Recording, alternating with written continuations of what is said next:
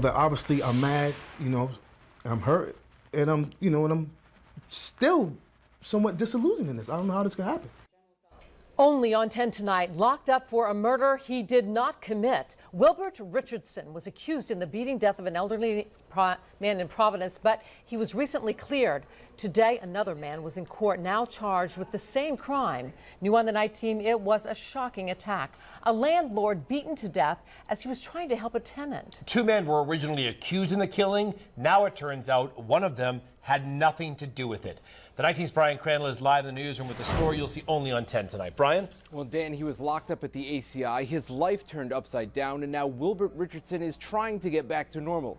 Though he's still trying to wrap his head around how he was implicated in a murder he knew nothing about. Wilbert Richardson is now a free man. But I'm still confused, still angry. Life is not what it once was. I really don't want to really be bothered with anyone. He's jaded after being locked up for months for a murder he did not commit. In October 2013, Richardson and another man were accused in the beating death of 78-year-old Delore Cabral in Providence.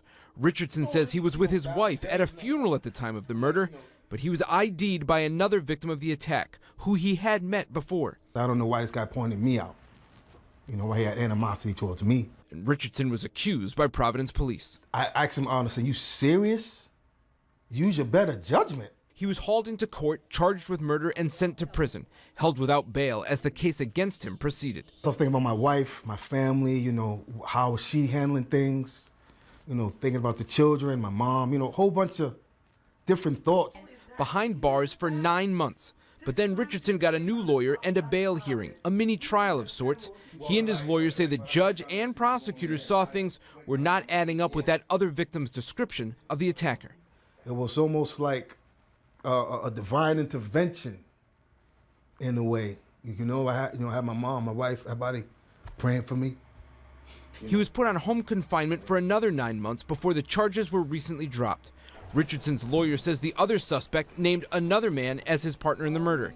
So he's in the clear, but Richardson tells me the ordeal has taken a toll. What would it do to your family if you was locked up for a crime you didn't commit? I can't be mad at one individual, but I think that the system, because how can the word of one person, and I know everybody's doing their job, but how can the word of one person impact my life?